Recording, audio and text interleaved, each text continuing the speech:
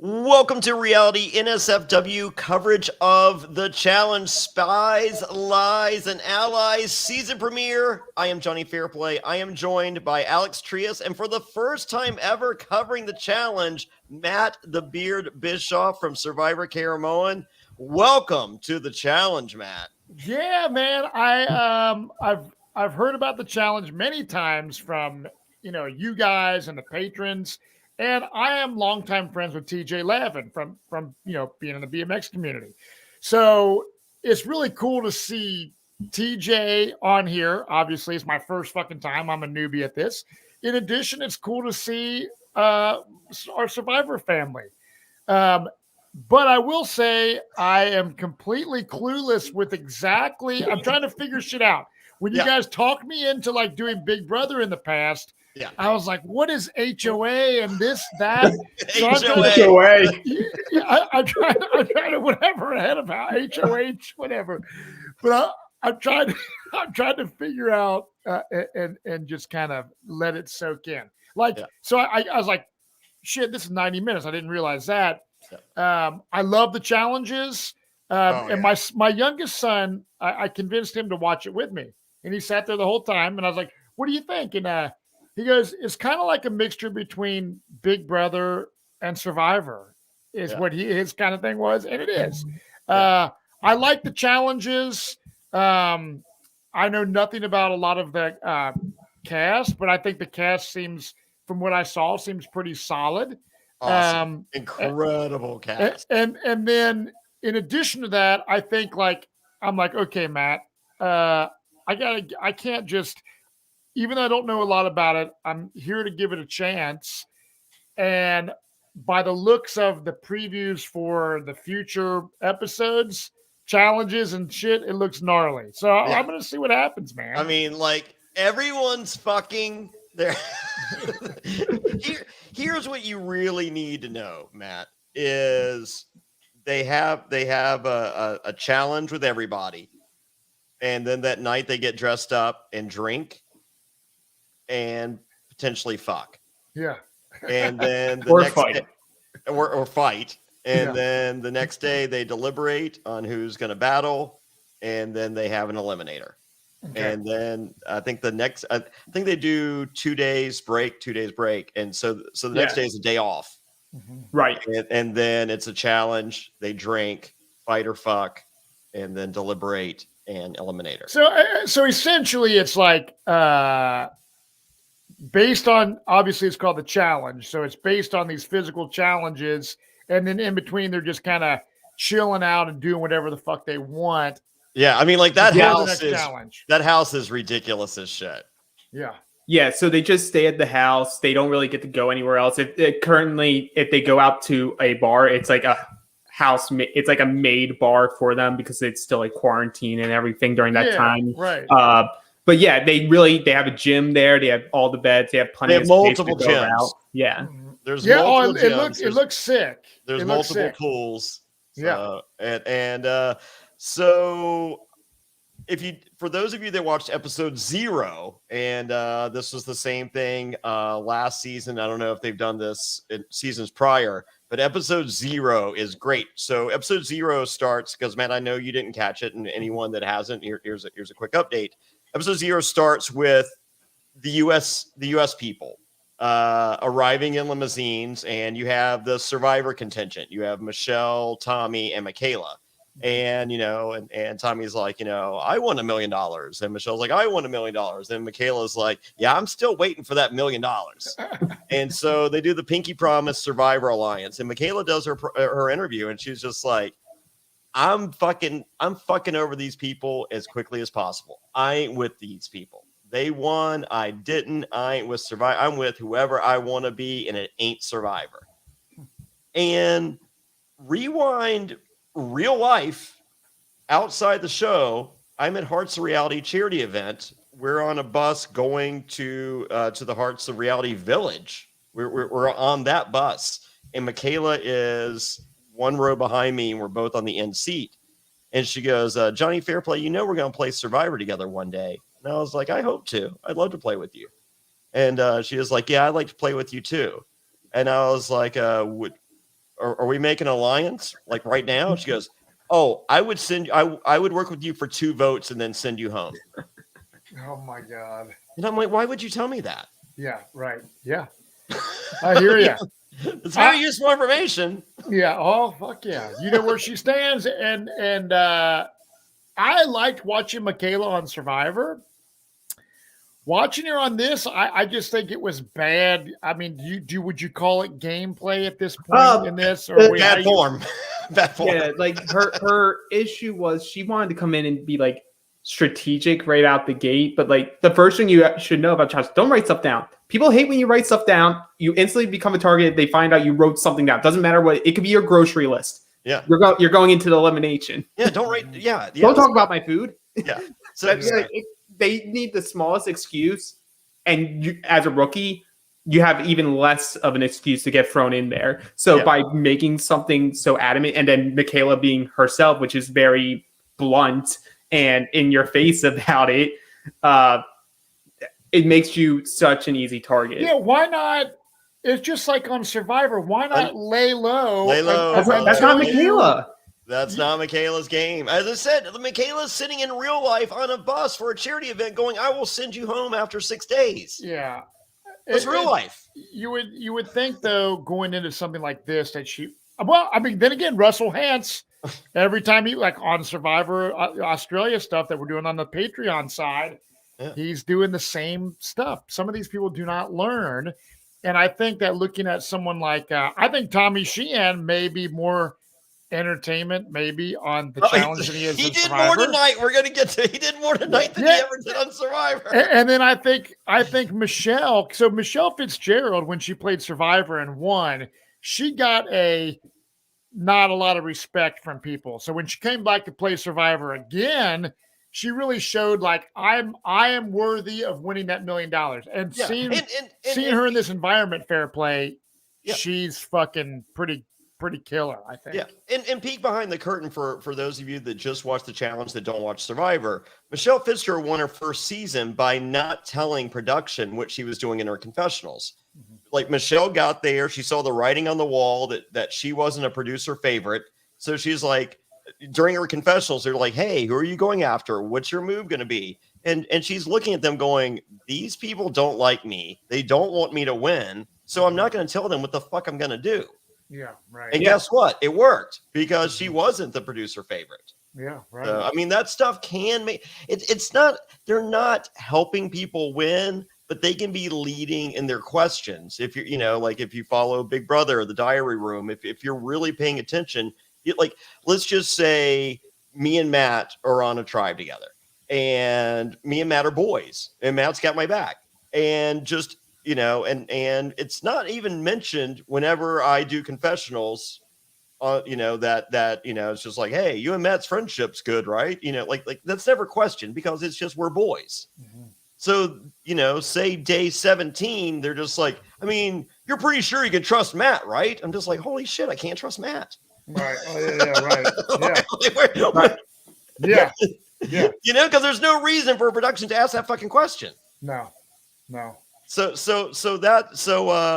with Michelle Fitzgerald, she saw the writing on the wall that she wasn't there. So she's just like, look, I'm not going to fucking give them anything. And she made it to the end and she fucking won. Now, a lot of these players, so as I'm looking and I'm seeing like, the Circle and all these other weird beach shows and Survivor Romania and stuff like that, it seems like there's a really just diverse group of people that have had experiences in all these other different shows. They just do an amazing job of casting. Yeah. I think it's pretty sweet because every reality show that these people on is a different skill set. Yeah. So it's going to be interesting to see if the survivors or for me as a viewer, if they're going to be able to bring those tactics to the table, if it's going to help out their game or if it's going to hinder it. Well, you can ask Alex. Every guest we've had on that is from a previous season of the challenge. Whether it was to our coverage of All Stars and yes, for someone asking in the chat, we are absolutely positively covering every episode. But every time we had a challenge person on, they're just like, ooh, Johnny Fairplay Survivor, you're smart. And I'm just like, oh, you're familiar with my work. And, and some would be, most would not have been. And they're just like, no, you're on Survivor. That means you're smart. Yeah. It's just a freak. And I'm just like, and at Hearts of Reality or, any of these charity events where you meet other reality stars, they're just like, oh, yeah, those are the Survivor people. They're the smart ones. And I'm just like, well, they didn't cast you to be on the challenge because you're dumb. Yeah. Well, we have Gabo on this season, so Gabo's on their version of Jersey Shore. The Jersey Shore wasn't cast because they're smart or strategic. No, not at all. But yeah, so this is like sort of an unprecedented thing that they're doing this season because hold on. Let me go back and tell them how. So they're in individual limousines getting there, and like one of the big rivalries last season was Devin, who is my absolute. If you're wondering who my favorite person in the house is, Matt Bischoff, it's Devin. The guy it's always Devin. Yeah. So the number one draft pick, Devin. He is the best. Alex does not like him. No, that I love Devin. Okay. Zach doesn't like him. Okay, yeah. Zach Hacker hates Devin. Yeah. With a passion. I love Devin. So, but wait, hold on. So when you said number one draft pick, was that at the very end of the episode? Yeah. Oh, okay. Yeah, it's a jokey. He's like walking down. Yeah, okay. Very much self-proclaimed number one. Yeah, because he's not. Michelle Fitzgerald is like he's not humble. I can like laugh about it. So this motherfucker is a cocky like I'm the shit. He is the best. His confessionals are bar none. But in the house, he just pokes and prods. So last season there was the Big Brother alliance that everyone was after because there was I think it's kind of explained at the beginning of this episode, or if not episode 0, the challenge vets, they have all these feuds they've had for years. So when you bring some of them back for these return seasons, they're like, oh, that bitch fucked me over 8 seasons ago. And that dude, he fucked me over, blah, blah, blah. So there's just all these fucking internal feuds with challenge people. So they're there with their internal fighting, and then you have Big Brother they're just like, hey, we're on Big Brother. Let's fuck everybody up. We're on Big Brother. That's it. Yeah. And so now there's 8 survivors, which we'll get to, and so it's just like, oh, 8 survivors. We have to go. They're going to be worse than fucking 5 Big Brother. So anyway, so they're arriving in limousines, and Devin had a feud last year with the Big Brother Alliance with Josh and Fessy, and he is so good. Like Fessy loses it every season. Or not Fessy, Josh. Josh implodes every season, usually alcohol induced. And so Devin was just like, Big Brother sucks. Fuck Big Brother. Fuck you. And Josh loses. He tries to fight him, and he's like, "You're an idiot. You're dumb." He goes, "What's 9 times 6? What's 9 times 6? What's 9 times 6?" He's taunting him by yelling math at him. And Josh is ready to kill. I mean, he's fighting through security guards to get to him. Oh my god. So anyway, so they end up in a limousine together on episode 0, going there to the house. So it's Devin in the middle and Josh and Fessy on each side. And he was like, "Can I be in the Big Brother Alliance?" And they're like, "You're in the Big Brother Alliance." He's like, "Fuck." He goes, "Look, it didn't work out for any of us working against each other. Let's just fucking work together." Yeah. So now Devin is apparently in the Big Brother Alliance, which is awesome. So anyway, so all the U.S. people get there. They get to the house, and they're like, "Oh, this house is fucking great." And they go upstairs, and they pick their beds. They're like, "Wait, there's 34 beds of us, and there's 34 beds. We ain't it." But it does not stop them from going back down to the pool and boozing it up. So they're getting fucking hammered. The alarm goes off, and they're like, "Get your outfits on now." And they took them to the fucking to be chained up. Yeah, where you see them at the beginning of the episode. Okay, yeah. They've been boozing it up. They had no idea, because usually it's like a couple days before the game starts. Okay. So they're fucking hammered. Yeah. Shit. And chained up. So then the international people get there, and there's no one there, and they're like, "Oh, let's get our bed." And they're like, "There's shit. What is all this shit everywhere?" And then Kyle sees a pair of underwear and picks them up and smells. And goes, "Oh, these are Devin's. I know his scent." And he's like, "They're fucking somewhere." So then they're told, they're like, "Hey, you're going to go rescue them," and they give the international people files on the U.S. people so they know who's there. Okay. Yeah, since almost all of them are rookies, except for a select few of the international players. Basically, Kyle and Big T. Yeah, Kyle, Big T, Nam, who is invisible Nam, and is no longer on the season. It was no longer on the season. Yeah. We'll talk about that when we get to it. But so yes. anyways, so the episode begins with TJ Lavin in a fucking yacht, then off to a fucking Ferrari, and then to a pimp ass fucking motorcycle. Yeah. I love it. How great is that? It's fucking awesome. I enjoyed that, dude. And it's always hilarious because we always joke around about when, the Survivor finales would have Jeff Probst coming to the finale, like by boat and by helicopter. Yeah, jet ski. It's fucking jet ski.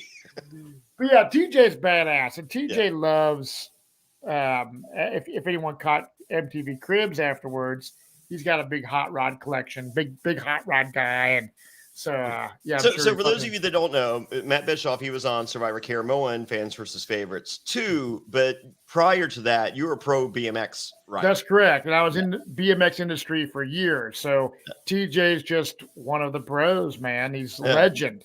TJ had a video game out, his own PlayStation game back in the day. Like his version of Tony Hawk Pro Skater. Exactly. TJ Lavin's. That's right. BMX. Mm-hmm. Yep. And then TJ had a very bad BMX accident with major head injury that fucked him up real bad.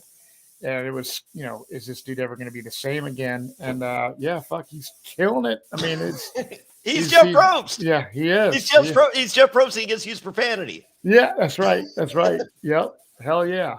But I love this beginning, man. Like chained up to the cinder blocks and shit. You know what I mean? Yeah, Devin liked it too. Man. Did Devin like it? He said it was a familiar feeling. Oh, being chained up, yes. Right there was clue number one, Matt. That Devin will be one of your favorite narrators. Yeah. Okay. Yeah, that's awesome. A familiar feeling being chained up. I just want to know, was he cute? We'll ask Devin when we get him on. Don't worry. So, Tommy Sheehan sucks out of the gate. No one wanted to pick Tommy Sheehan.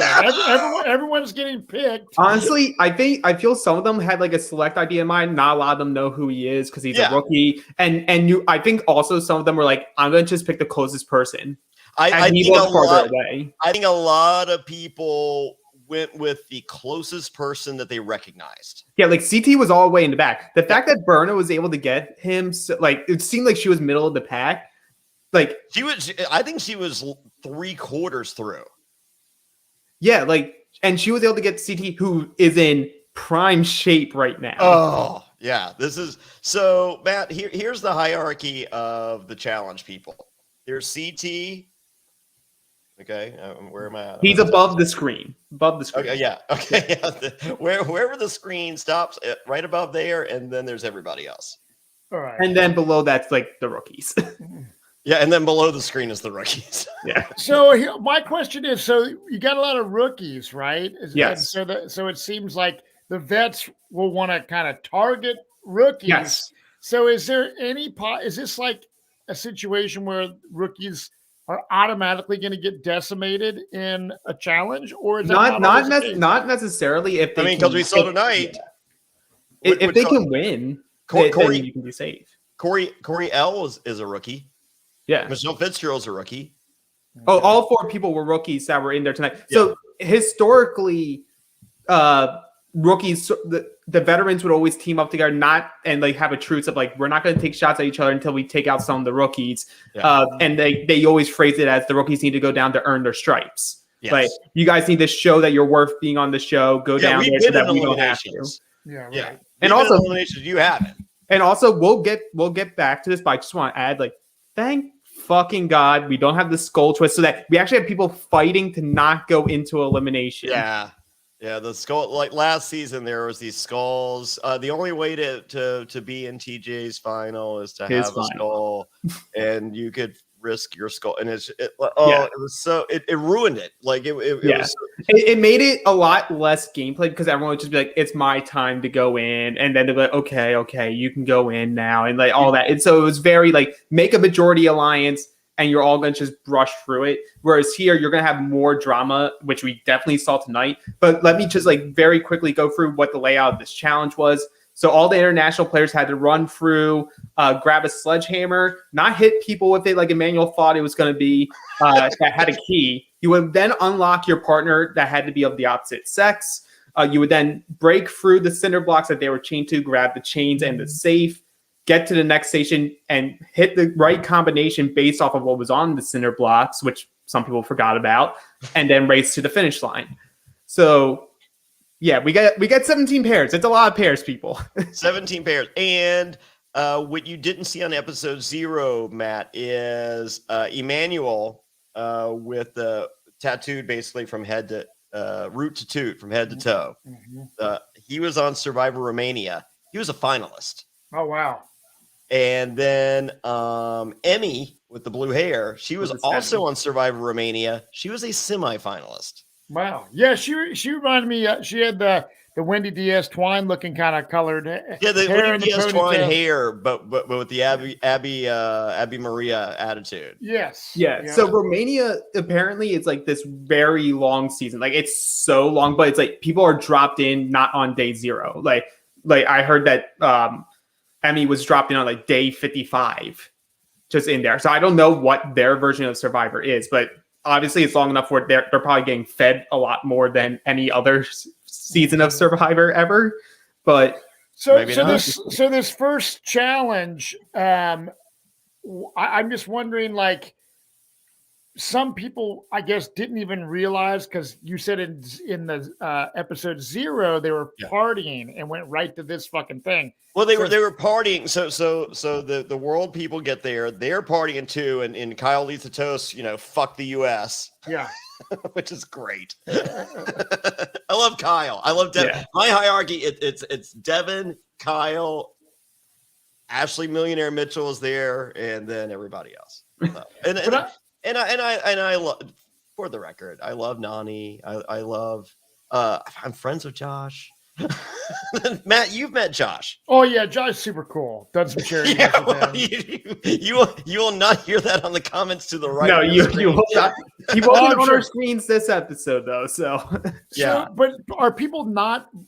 It seems like seeing numbers and stuff colors, on the cinder blocks would be an instant like, okay, this is something. That's obviously. Well, what they were banking, production was probably banking on is what I saw like a lot of cast members saying online during the episode was, we were so concerned about who we were going to get as a partner and just thinking through all the scenarios of that a lot of them didn't even recognize, oh, there's stuff on the cinder blocks. While the person who wins this, Anissa, like everyone was saying, oh, you could hear her muttering to herself like every single part of the cinder blocks so that she would know what was going on. Yeah, man, it was. What's that? Sorry, I don't know if you heard how. So Matt, like you definitely caught on to that. Like that definitely was an issue for some teams, and we definitely see it really struggle with other teams. Whereas you did see some teams like CT's group, Nisa's group, like Michaela and Rena, they recognized it and were able to solve it quickly. Yeah, and the people that were having trouble with it, the last place team was super frustrated because it would suck if you tried the combination to get the safe open a couple times. Three times, and then you're locked out for 5 minutes. So 5 minutes when you're in a competition is a long fucking time. 5 minutes is 5 years. Yeah. Oh yeah, and I can understand their frustrations with that. But so overall, we do see Anissa and Logan win. Logan picks Anissa, and Logan also very correctly figures out what type of encouragement he needs to give Anissa. He's like, I can't shout at her. If I shout at her, she's going to shut down. If I coddle her and like nurture her, essentially, she will at least do enough to get it done. So that's what I'm going to do. So he's coming out of the gate. He had to have watched at least a season while in quarantine. So he had a better understanding of like, this is how I need to do it. So he's not just walking in blindly. Yeah. So I was impressed. And real quick, going with it's the U.S. challengers tied up. We have the world people come in to Wolf Mother, and I'm like, you'll never hear Wolf Mother on Survivor. No, that's one thing I noticed is the music and the the filming, some of the shots of just like the chain in slow motion dragging behind them as they're fucking, running through the cinder blocks and shit. It just it's a different style. You know what I mean? Yeah. It's just a more modern feel. It is. It is. So Emmanuel, he likes Michelle, millionaire Mitchell. She, she's just like, hey, I'm a fucking millionaire. Why aren't you picking me? Why are you people walking by me? Kyle sees his options. And he's like, what do? I would like to swim into the ocean. He's like, I can pick. He's like, I can pick chaos or chaos. So let me pick the spawn of the devil. Yes. So he chooses the spawn of the devil. Amanda Num chooses Michelle. Josh chooses Lauren. Logan Anissa. Huey picks up Ashley. Kells picks. No. Who's Ashley's partner? Huey, the boxer and makeup artist from Big Brother UK. Yes.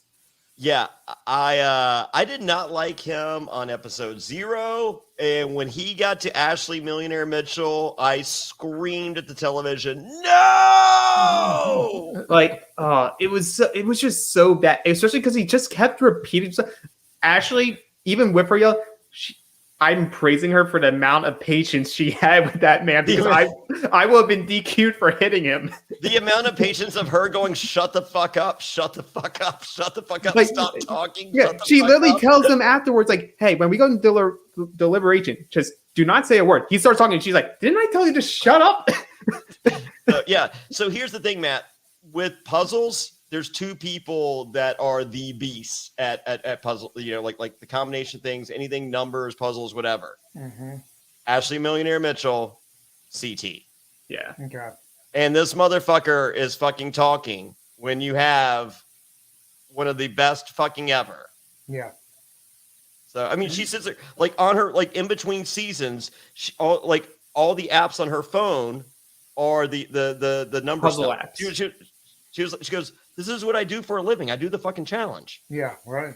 So she's just constantly she's constantly prepping herself for the next challenge. Yeah, absolutely. And so is CT. Yeah. And these other people show up and they're just like, oh man, there's numbers again. Yeah. Yeah. Yes, and there's fucking running. Yeah. 2 things you should do. Get some fucking number apps and fucking run. Yeah. So the round out the other teams, Kells early on picks Tori, Priscilla picks Nelson, Bettina picks Corey, Morton, Gabbo picks Nani because she has a cute face. Oh, and she's we get a better breakdown later in the episode of why he chose her.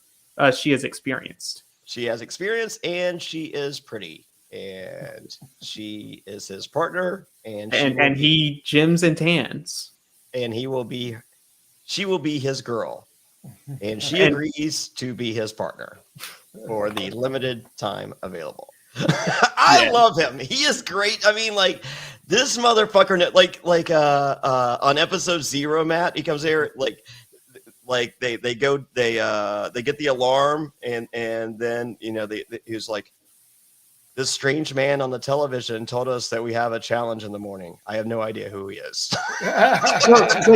Yeah, and you have like people talking about like, oh, where are the other people? And like Nam goes and talks to Gabba, like, Gabba, what do you think? And Gabba's like, I'm eating. And I was like, I wish I could be so relaxed. He was like, I'm eating. There's gonna be girls. Yeah, this dude's agent was just like, hey, you're gonna go on the show, and this guy's like, okay, what's this show? Yeah. And then did not care enough to even look into it at all. He does not know anyone, does not know anything, has popcorn muscles, so he's gonna go into elimination and be a dud. Oh yeah, I'm so ready for that. Like, so that's the part I'm gonna have fun with. Yes. So Renan picks Michaela. Emmy, who likes drama. We get that at this episode, picks up the other rookie, Corey Lay. Berna finds CT. Esther finds Fessy, a partner who currently Fessy does not hate. Yeah, currently. Yeah. Fessy will go on to hate all of his partners and betray them and backstab them, along with all of his friends and all of his allies. Yep. Except, I would say except for Casey, but no, he betrayed him and let her down as well. And then the last few teams, Tracy picks Devin. another rookie team, Tasha and Jeremiah, and Big T running in actual slow motion selects Tommy. Tommy Sheehan. Yeah, I felt bad for Tommy kind of because when he was getting picked last, I was like, God, that would just be like shit, man. That's I don't understand the casting of Tommy Sheehan. So let me put this out here because I want this out here. I would imagine Tommy's going to watch this, and I mean this from the heart. I love Tommy Sheehan. I think he's a great dude. I mean, an awesome dude, beyond awesome dude. This dude, I don't know if he's engaged or married, but he's saddled up. He ain't going out there to fuck. I mean, he's a big dude. I get that, but like, I'm putting Wendell on there instead of Tommy Sheehan all day long because Wendell's going to fuck. Well, that is true. Like, I was thinking about that. Like, a lot of people seem to be just young. Yeah. Younger demo. You're not going to put a Keith Nail or a Big Ty. You're going to put some young people. Yeah. Why not put even Ozzy, OnlyFans Ozzy? Yeah. Put Malcolm on there. Well, not this Malcolm. Yeah, not fat Malcolm. But like, I think they put hopefully Tommy Malcolm's watching. Well, I think they put Tommy in for a couple of reasons. They like the pool from recent seasons. He was just finally out, like basically out of the Survivor contract. So he's able to move over. So like, there's recency bias. He's a winner. He's big. Like, you guys talk on your Patreon all the time about like, if you were going to make a U.S. Survivor versus Australian Survivor, like the only person that you could stack up against some of the other people in Australian Survivor and challenges would be a Tommy Sheehan because of his size and his build.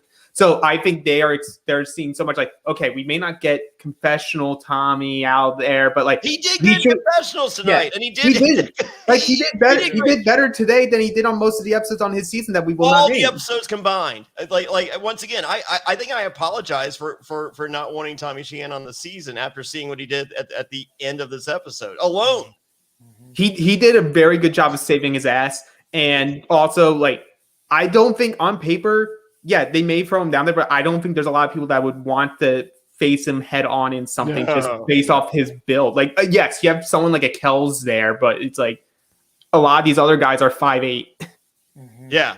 No, he's Fessie's 6'5". Yeah, Fessy is 6'5". And Tommy Sheehan is 6'4".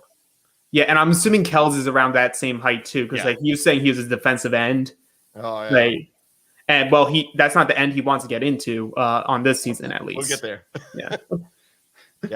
Yeah. So, so here's the thing. So I love this challenge, and then what I was totally like, holy shit, these people that are in last place are they? If you don't know if you didn't have some sort of memorization of those cinder block numbers, how would you even fucking complete the code for the lock? I'm guessing you're allowed to run back.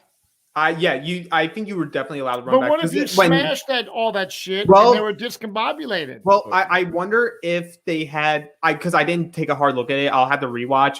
I wonder if the patterns were actually all the same in a sense, maybe different in color, but maybe very similar. But I remember hearing CT, they were like getting ready to go, and he was saying, remember these three things.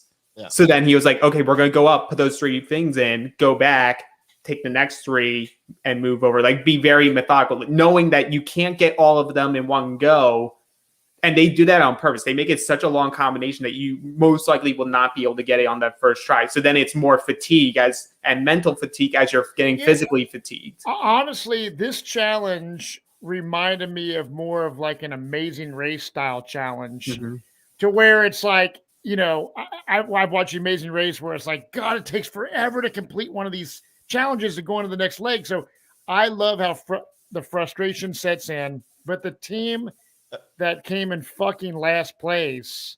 Oh yeah. Well, before we get to last place, how great was it Kyle giving Amanda the safe to carry? Oh my God. Yeah, I love Amanda being like, yeah, I'm a recent mother. Like, yes, I'm super mom. Why are you giving me the heaviest thing?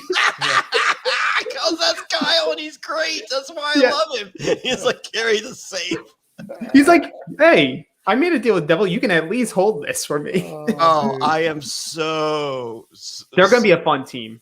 Oh, they're going to be while they last. They're going to be the best. So Matt, in the past, they have purged.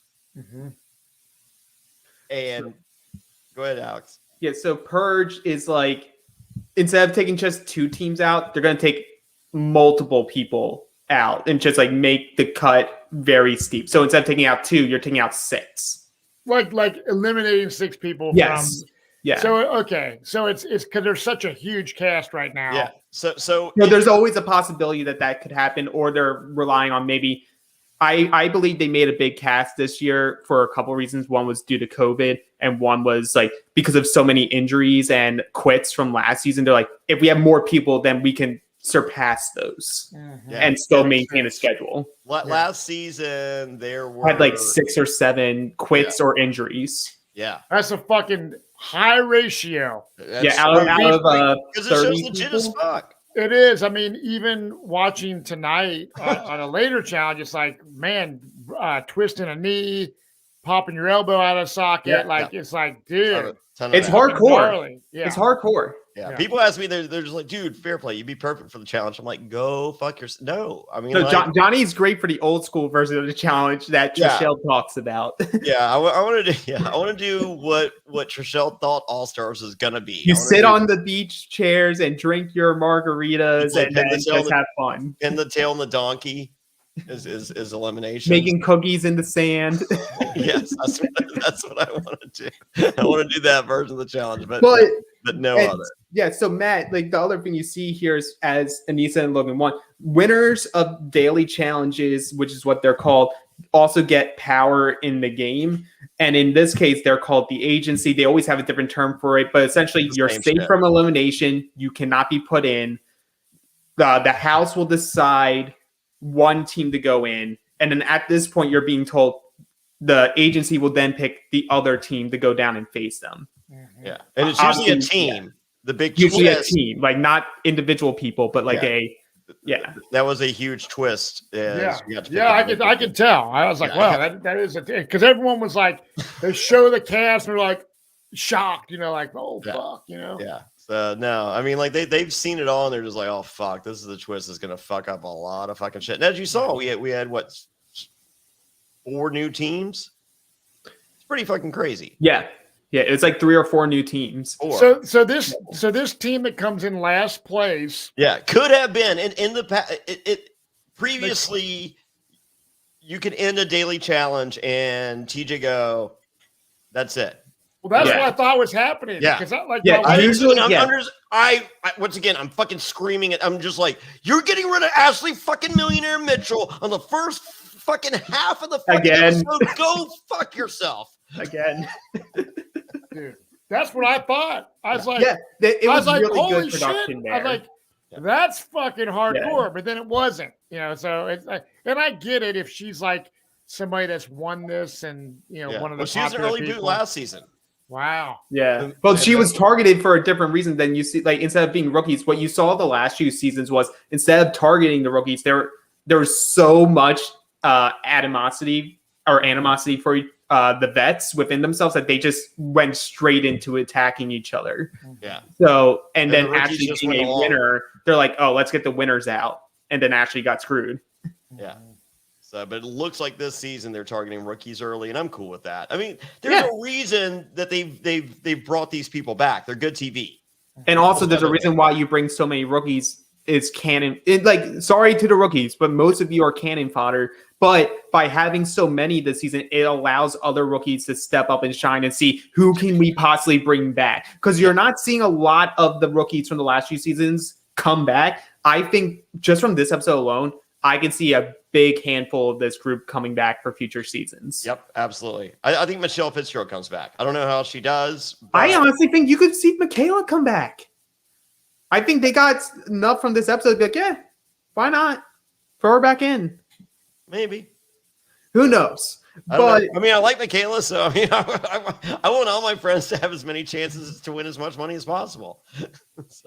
Yeah. All right. So our winners are Logan and Anissa. And last place does not get sent out, and so then we go to the house to hang out.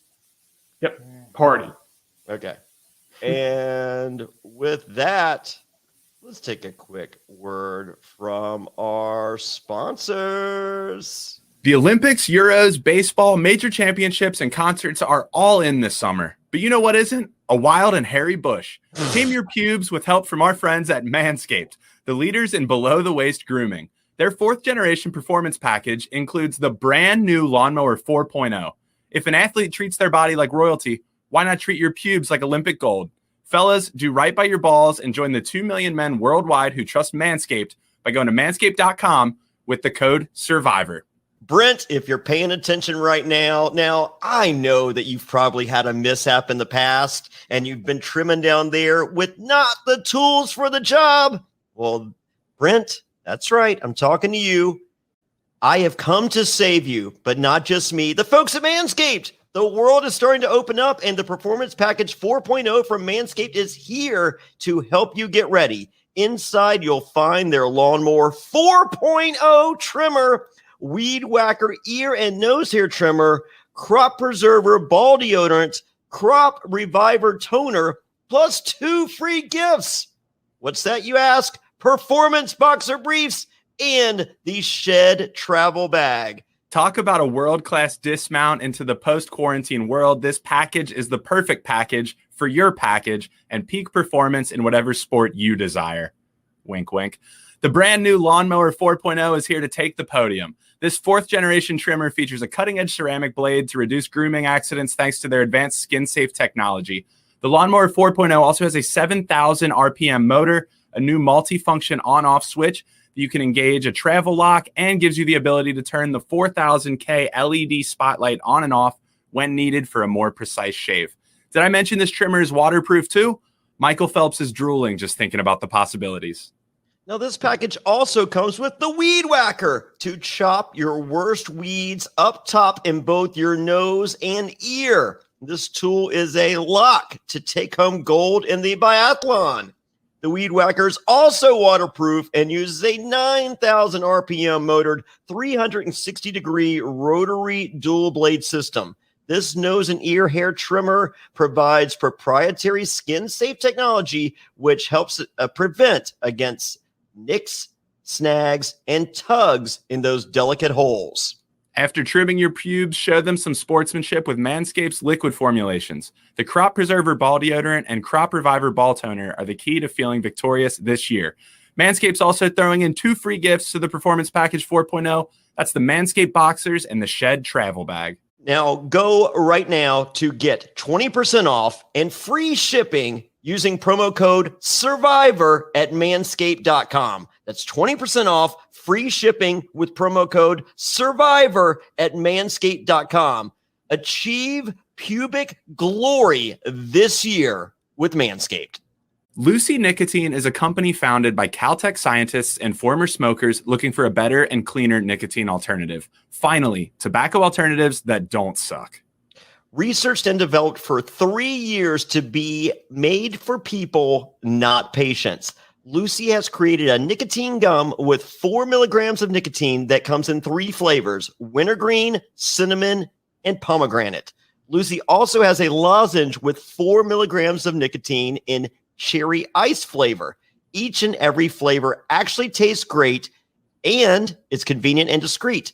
Products can be enjoyed anywhere, on flights, at work, on the go, or even in the gym. I am so happy that Lucy is sponsoring us. Ever since they came on board, I have gotten no less than 5 of my friends transitioned over to Lucy and put their cigarettes down. They like the gum. I'm used to seeing the packages all around. This stuff is great, and it's really helping people make much healthier choices. So get on board and join the Lucy movement. Hey, it's 2021. Get rid of your cigarettes, unplug your vape, throw out your dip, and get some Lucy nicotine gum or lozenges. This is the real deal. A subscription to Lucy comes directly to your door each month. It's so simple that you don't even have to leave your house because Lucy has delivery down. Reality NSFW listeners, go to lucy.co and use promo code SURVIVOR to get 20% off all products, including gum or lozenges. That's lucy.co and use promo code SURVIVOR at checkout. Also, I have to give this disclaimer. Warning, this product contains nicotine derived from tobacco. Nicotine is an addictive chemical. That's lucy.co, and be sure to use that promo code SURVIVOR. All right, we are back, and they are in the house, and there's a Survivor Alliance of 8 people. Now, Matt, you were on Survivor. That's right. I was on Survivor. Mm-hmm. Do you know Emmanuel or Emmy or? I do not.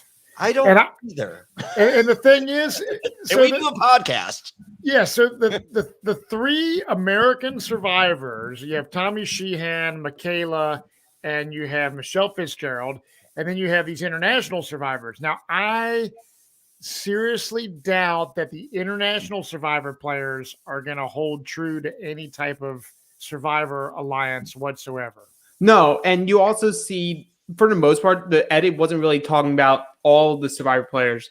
They were making it very focused on the U.S. survivor players. Yeah, but they did mention that there's 8 survivors. Yeah. They did, but like you weren't hearing any of them go like, "Oh, let's go target Emmanuel. Let's go target." Well, no, but it was mentioned that there's 8, and I'm just like, there's not really 8 survivors because it's different. Once again, we do a podcast. We're on at adfreensfw.com. We're covering Australia's version of Survivor 2018. In my spare time, I'm watching the new season, Brains versus Brawn. I'm on episode 5. I'm enjoying it. I'm loving it. But I've never seen what's the one that's supposed to be the South Africa is supposed to be really good, right? Oh, it's fun. You've seen it. Chaos. Yeah. I've never seen it. And that's supposedly one of the best survivors there is. I've never seen it. So if there's a Survivor South Africa player out there and I show up on the challenge, he's like, "Hey, Johnny Fairplay." And I'm just like, "Hey, random person. What's your name?" Yeah. It's like we would be more familiar with like the Big Brother people, Amazing Race people that we see at different charity events. But these internationals, so you really wouldn't know like, wow, what kind of person or what kind of player are these people? You know what I mean? Yeah. But based on previews, looks like Michelle Fitzgerald and Emmanuel. From what I've seen, Emmanuel really gets around this season based off the previews. Yes, it's not only Michelle. He does get her. I think he starts somewhere else and finally gets his way to Michelle.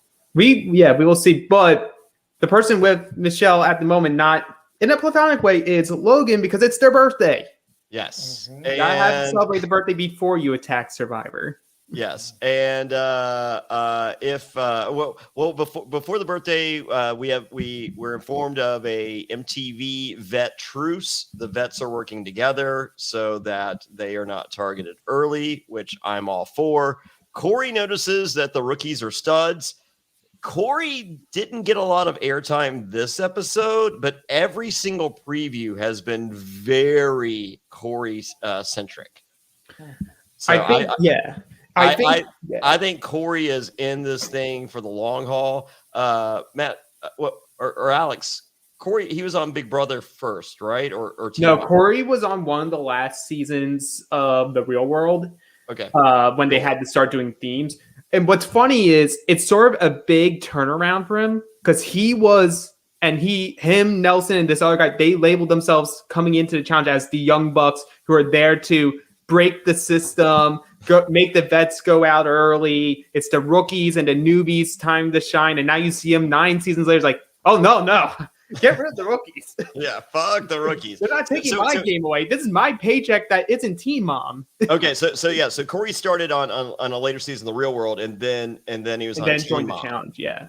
Or then the challenge, but he's a Teen Mom staple now, Matt. So like when you're watching during the commercial breaks, you'll see Corey on a commercial for Teen Mom OG. Fuck. Yeah, that's crazy. So, but as I said, I may be wrong, but the commercials for this season were very Corey centric, and I'm for it because he's ridiculously likable.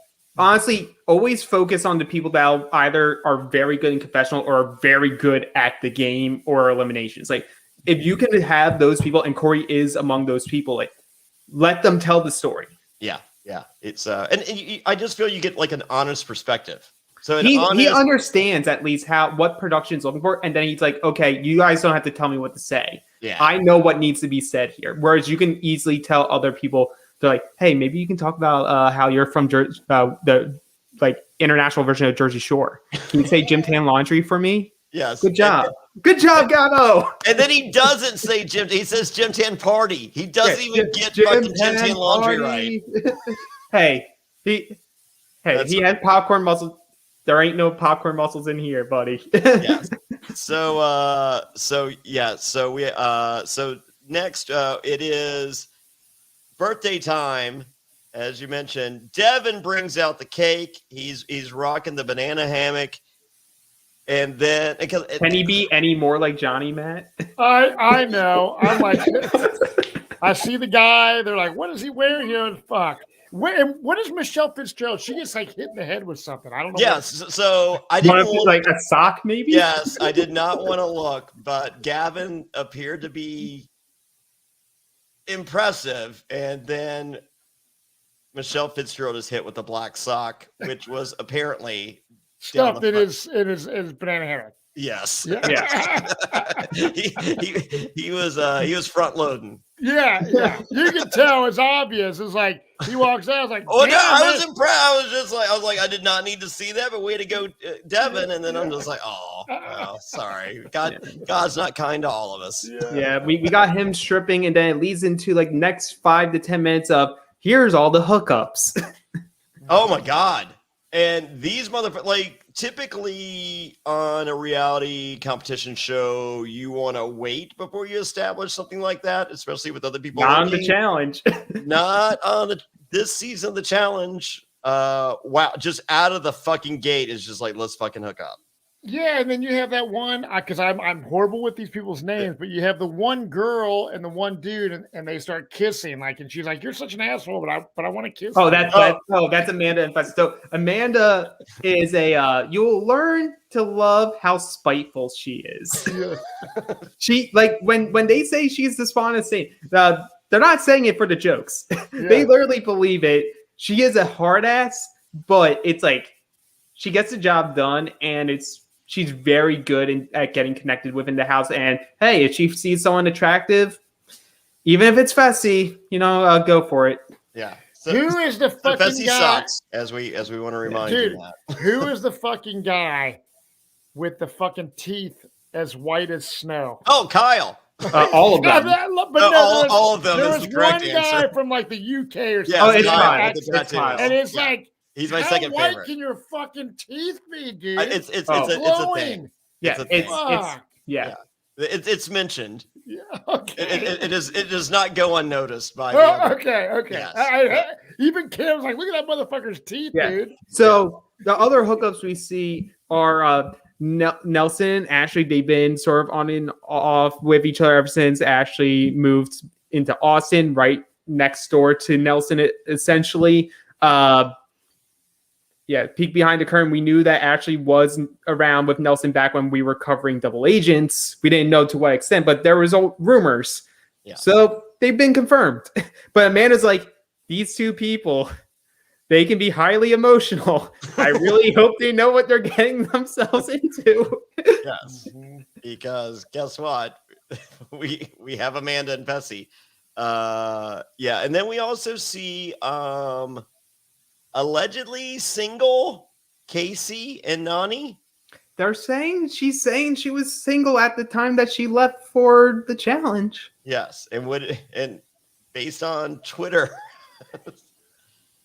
Well, you know what? They've been flirting for like 2 seasons now, Matt. And so I'm so happy for them. So yeah, Casey's girlfriend went on Twitter and tried to say that Nani was cheating on her or Casey was cheating on her with Nani all these seasons, when Casey is adamant that nothing like that truly happened. Yeah, they haven't shown it, but I think they would have shown it if it had happened. I think Casey went in single, and I think I love the idea of Casey and Nani together. I just like seeing people being happy. They seem to be very happy with each other. Hope the challenge house doesn't ruin it for them. Well, I mean, they've been posting on Instagram. Yeah. So no, I think whatever happens on the challenge happens on the challenge. But they appear to be together now and ridiculously happy, and I'm ridiculously happy for them because I've known Nani for 15 years, and I've known Casey for a few now, and she's awesome. Nani's awesome. I'm for it all day. Yeah, absolutely. Yeah, but But you know what? they're still hooking up night one. Yep, hooking up night one. And you know who isn't feeling good at the moment? It's Nelson. Nelson still has he has unspoken things that need to be said even louder at Fessy for backstab. So they went into the bearded guy who was like, they were like brothers. Yeah. And they showed the collision where he's like, fuck, man, you didn't even fucking win. You fucked up our brotherhood. Yeah, for this shit. And he played dirty during that elimination. Yeah. So how did it go down? So Nelson was in elimination in that game, and in that last season. Yeah, in that season, you had to go into elimination to earn a spot for TJ's final. So Fessy's love interest in there, Tori, who's on this season as well, was the person in charge of picking the team to go down there. And Fessy pretty much tells her as he sees the hallboy, like, pick me. Even though it's his brother down there, he's like, pick me. Yeah, I want my skull, and I'm only able to do physical stuff. So he goes in, and he's this big guy. He played football in college. He doesn't need to play dirty. He hits Nelson and then like breaks through the helmet and starts like gouging at Nelson's eyes, trying to like hurt him. Yeah.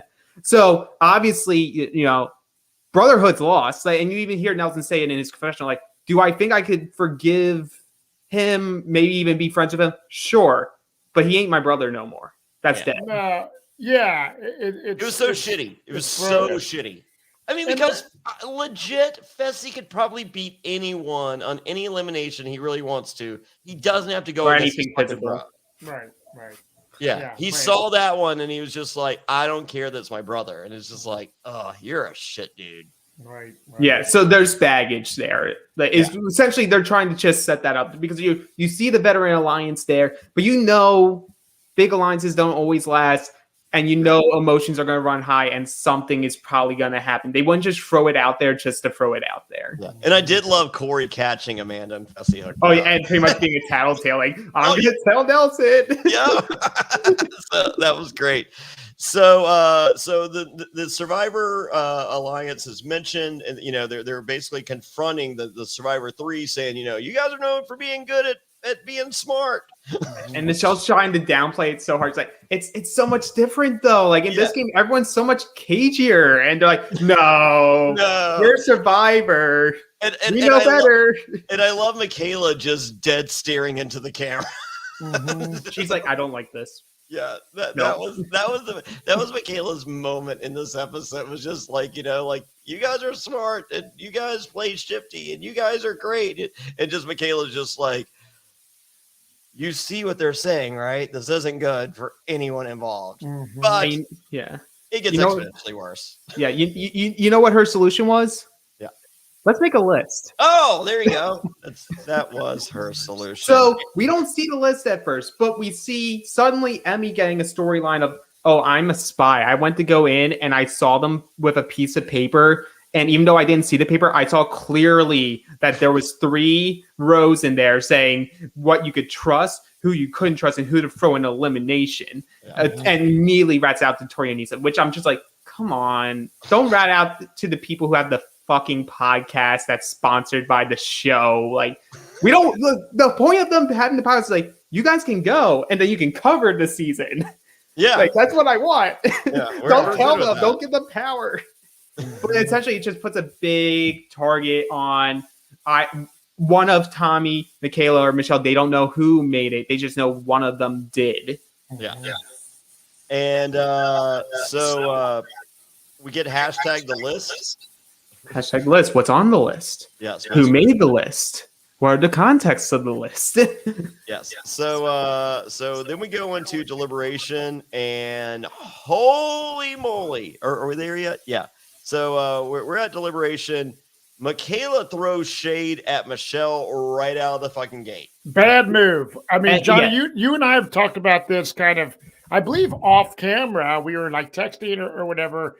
You know, if you have a common thing, like we played Survivor together, let's stay tight, at least for now. And Michaela, as you said in like the fucking episode 0, she doesn't want to be loyal to the survivors at all. So she literally completely is fucking trying to make no Yeah. friends with Michelle. Michelle Fitzgerald gets fucking pissed. Like, what the fuck are you doing? Yeah. I never Yeah. said your fucking name. I'm one of the few people that had your fucking back. Right. Yeah, and Michelle and Tommy were saying before deliberation, like, we're not going to say her name. Yeah. But if she says one of ours, Yeah. with no hold barred, we will cut throats. And like Tommy's telling Big T that like I can separate from them. It's no big deal. So Survivor is definitely more willing to not stay true to each other. Yeah. But Other, it was necessary when you're the names being thrown no. out. And then essentially it's a combination of Michelle, Emmy, and Tommy all going like, yeah, so here's the list. We know what person said. So Tori, she was after you. Oh, well, that was the best. So we have Emmy and Michaela going back and forth, and then we have Tommy Sheehan spilling tea, and I'm just like, am I really watching a reality television show in which Tommy Sheehan is spilling tea and making fucking TV gold? Yeah. No, it's killer. I loved it so much. It made me so happy. But they also picked the right person to say out of the list. Oh yeah, Tori. So by saying Tori, who's very, very self-conscious about how other people perceive her, she wants everyone to believe she's like the super positive, super nice girl. Everyone should be friends with me. Why should anyone hate me? So the fact that she even hears one rookie saying that, she's like, I'm not a mean person. So I'm going to be mean to you right now. Yeah. Yes, and she was just like, Michaela, I know you're lying because I never said your name, but now I am. Right. Yeah, right. but also throwback to her saying, "Oh, the Survivor people." Yes, we must get them out. Yes, the Survivor people. So yes, everyone votes. I think it's pretty much a unanimous vote, other than Michaela's vote. Yeah, essentially, she votes for Emmy and Corey Lay, who Corey Lay very rightly so. It's like, I'm not a fan of Emmy's shouting out during deliberation. Yeah. This could come back to haunt me. And the only other part that was gold was Huey trying to like stomp on Michaela while she's down, and Ashley just snaps her head back like, shut the fuck up. Shut the fuck up. You don't and get he to talk. immediately was just like, He immediately shut the fuck up. So we go into the Eliminator. It is now known as the Lair. It's been known as the Crater. Oh, but let's preface also that we do get a brief moment with the agency of Anissa and Logan. And while Anissa's like, she's saying she wants to send Emmy in, like her perfect excuse is throw the two girls that are going at each other at deliberation. Easy solution. What's really there is, Emmy is also paired to a rookie, and we made a deal that we would only throw rookies in. Logan doesn't know about this, but we're only going to throw teams of rookies on it in. But Logan's very much like, I don't want Emmy to go. I have a connection with her. I would rather her not. So he gets to have a big power play as we get into the Lair. Yes. So it's now known as the Lair. They come to the Lair to Garbage's The World Is Yours. I'm guessing that was from like a 007. It had that's exactly what I was feeling. I haven't seen much of 007 series, but you could just tell by the vibe, the music. You're just like, they're still pulling the whole we're agents crap, So they're like, oh, let's put something that sounds like Skyfall. Yeah. So there we go. So the big twist is the agency can choose any man and woman to go into the Lair. They do not have to be teams. Yes. So so go ahead and give us our competitors. Yeah. So Anissa gets to go first for the guys, and production definitely made sure this was how it went down for the drama of it all. So she's like, okay, we're going to be still picking Corey Lay and Emmy because Anissa's a scared player and wouldn't want to rock the boat. So she's like, okay, Corey Lay. And Corey Lay's pissed because he's just like, I didn't do anything. This won my battle. And you get to choose just men and women. Yeah. Tommy Sheehan. Yeah. So Logan's like, okay, yep. And Matt, what you'll see is the partner will almost always agree because there's always a penalty in a sense of if they can't come to the same decision, that team will then go down. Well, I want to ask you. Could potentially. So throughout the fucking whole series, like the whole show, you have the same teammate unless they switch shit up somehow. Yeah. Like so the night in this twist, yes, where they could pick one person from this group, one person from this group, which and then- totally, which I think is a great twist, production wise, is in which you're constantly evolving the cast. It's honestly, they improved so much from last season where you had the option to steal a player or stay with your partner because it was only a one-person elimination. Here, they're like, no, we're losing 2 people in an episode, but now you get to choose. Yeah. Steal. Well, you can work with the person you got brought down with, or you go back to your original partner. Yeah. So back to what I'm saying on this. So that very first, where the episode begins and they're chained to the cinder blocks. Yeah. Picking your partner off the bat was like one of the biggest decisions probably of the fucking game. Yeah. Because To their you pick knowledge. the wrong yeah. person. Yeah. Wow. Yeah. Yeah. Yeah, so that's huge for them to be able to pick their partner because this season and last season is the first season where they've really gotten to do that since Fresh Meat, which was like 12 normal people and then 12 challengers picking out of the normal people. You kind of want like a really good player, but not super good. Because like a CT, they're going to throw in a CT because a girl's going to want to be with CT. And CT's a threat at the end. Yeah. Yeah. Like CT wins. Yeah. Like, I don't know if he wins this season, but that's what this dude does professionally. He just wins challenges. Yeah. Like, how many challenges has he been in? He's done over 15. Yeah, I think he's getting close to 20. Yeah, and how many has he won? I think like 4. But like a lot of them were because he got DQ'd because he was crazy when he was younger. Yeah. Wow. So yeah, I mean, he is, and like right now he's like he showed up 3 seasons ago, and it was dad bod CD, massive dad bod. Then last season was like semi dad bod, but you could see he was getting in shape. This season is like, there's not an ounce of fat on me. Yeah, he's like, I'm just fucking ripped. Let's go. Yeah, he's like, I can't hide behind it anymore, so might as well just be my best self and come in here and smash some skulls. Yeah. So we get back to elimination. Corey Lake gets picked. So then they're like, instead of Nisa starting first for woman, they let Logan go first. And Logan's like, I'm not saying Emmy's name. So he says, you know what? I will say a rookie, but I'm saying Michelle. And Nisa's like, I'm not going to rock the boat because that's Anissa. I don't rock the boat. I don't do anything productive in a game ever outside of a puzzle. She agrees. Michelle goes down. Michelle's pissed. Michelle's giving us the middle fingers, but she's like, no, this is intended for them. So back me up. Yeah. So it's what was the name of this challenge? Back me up. All 4 people are strapped together at the center of the platform, and the objective is to try to push your opponents to the opposite side of the ramp that you start, and first shove themselves and their opponents down their proper part of the platform wins. Other team goes home. Winning team gets the decision to make. Mm-hmm. And you know what? Corey Lay came to play. Yes, he did. Well, Renan sucks. I wrote that. I was like, Renan feels like he let his country down. I'm like, no, you let everyone down.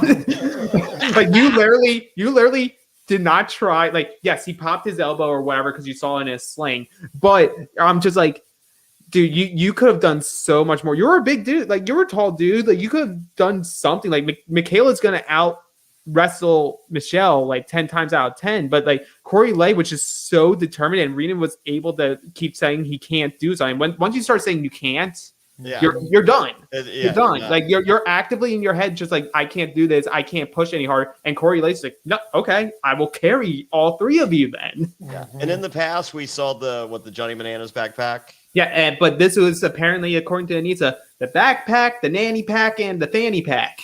Yes, by Coriel. Kudos, Coriel. And so they win. So then we have a new twist. You can keep the partner that you just won with. You can steal someone. But first, we have a substitute. Nam is out. Why is Nam out, Alex Trias? I don't know the full story of it. I assume there must have been an injury that would just happened off screen that they and there's just so much going on that they probably just like, we don't have the time to show this. And I think the bigger picture here is them saying, yeah, we're done with them.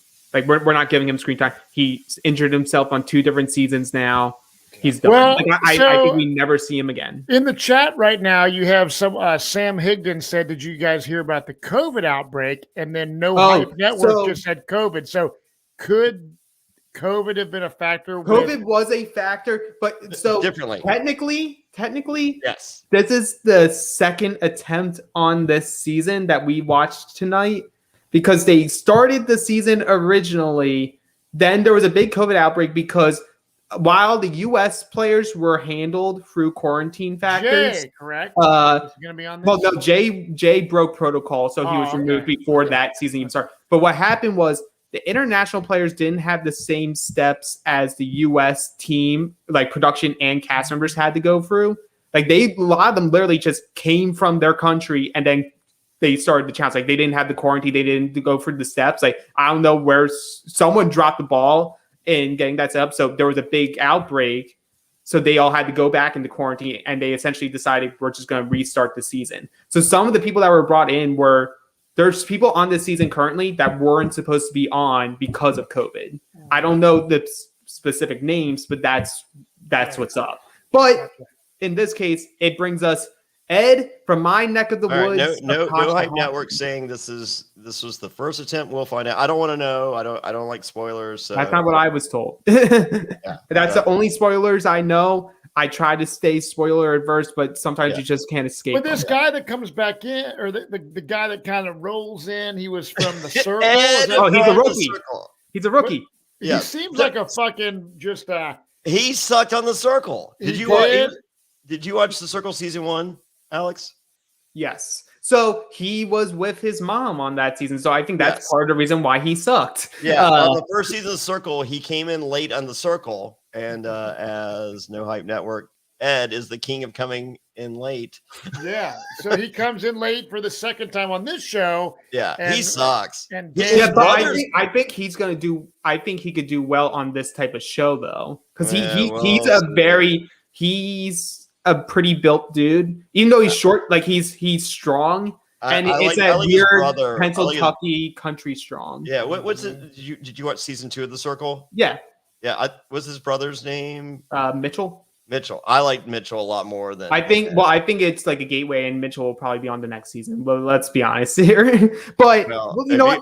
I will give Ed a chance. He's from Conshohocken, which is near me. So I have to root for my town, I guess. I don't care that much. But he's there. Michelle lets you know. Michelle lets you know what she thinks, and she's like, "Yeah, I'm going to pass on Ed." Yeah. Yeah. So she gets the first choice, and she's like, "I'm going to pick Beauty over Braun." And you just see Devin just like pointing at himself, like, "Come on, like." Why not? So she picks Devin, number one draft pick. We do get the backtrack. They showed she explains to the viewers at home. She's like, look, I'm looking up at everyone. Everyone's looking down, looking away, and Devin's pointing to himself.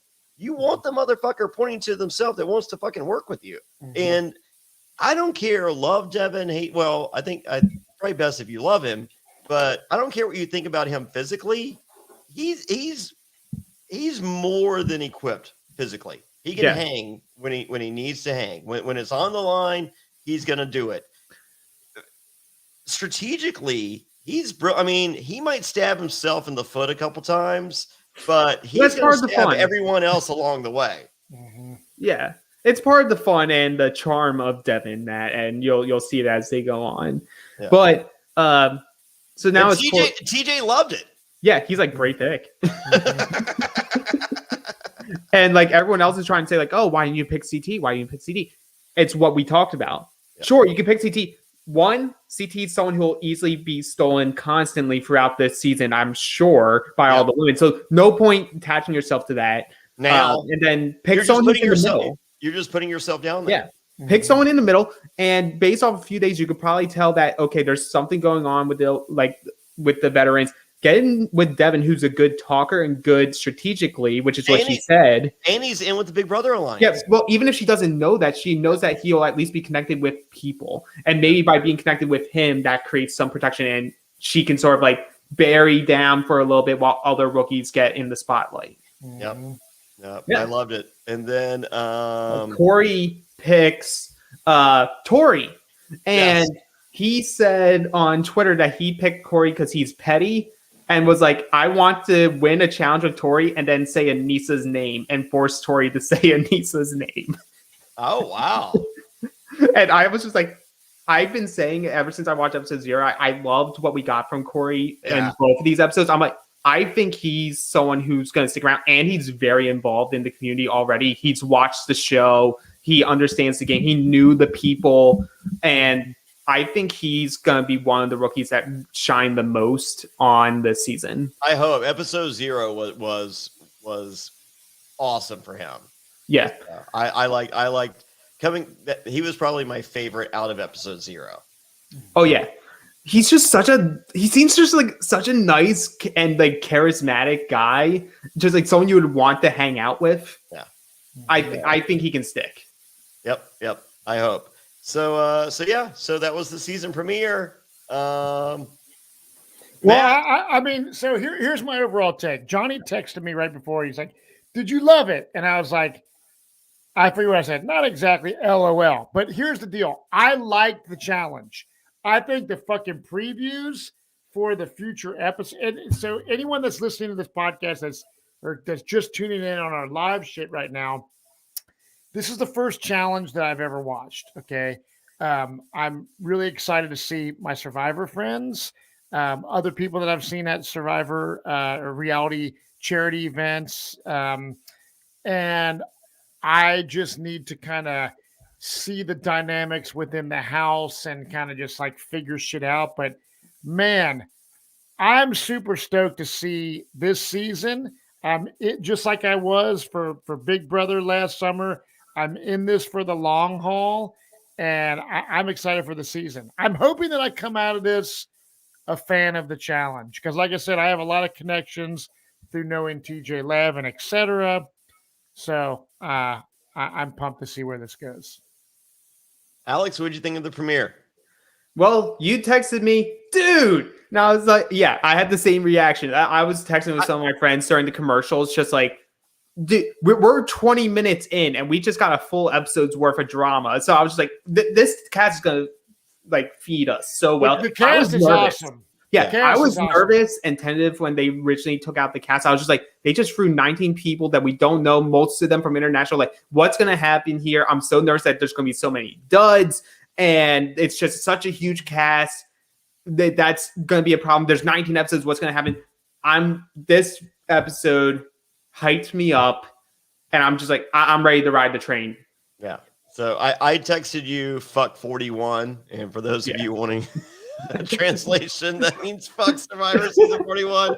But if you would like to join me and Matt live watching the premiere of season 41, we will be at Play in Louisville, Kentucky. That's on Wednesday night, September 22nd, live watching the premiere party. There's VIP tickets. You can get a Survivor buff, do the meet and greet, all that stuff. You can get a general admission tickets. Tickets available at SurvivorTix.com. That's SurvivorTix.com. I could have written that down. It would have been nice for those of you watching. I'll put it in the chat and then watch this. Boom, SurvivorTix.com. Get your tickets now. Join us live. We will be watching the premiere. I will be, hopefully tickets will be available tomorrow at Dirty Bull Brewing, September 29th for episode 2 of Survivor season 21. That will be in Durham, North Carolina. Tickets for that will be available at SurvivorAfterHours.com. Once again, hopefully tickets available tomorrow or starting tomorrow for that. So, and then, of course, if you like our coverage here and you like to hear more stuff and behind the scenes stuff and all that other kind of stuff, go to adfreeNSFW.com. You're added to our secret Survivor or secret reality NSFW Patreon group. It's awesome. We have great people in there. We have game night, other fun stuff. Try it for a month. If you don't like it, I'll send your money back. That's what it's. If you don't want to be there, no one's being held hostage. Go to adfreeNSFW.com And we will be back here each and every week. Lauren Pratt will be joining us next week. We do have challengers joining us throughout the season. The premiere is always difficult because there's a bunch of premiere parties tonight. I know that our good friend Wendell was at Michelle Fitzgerald's premiere party this evening. And there's several other of the challengers, of course, having parties all over the world. So excited for this season. I'm pumped. I cannot wait. Until next time, we'll be back. That's Matt Bischoff. That's Alex Trias. I'm Johnny Fairplay. We'll see you next time. RealityNSFW.com.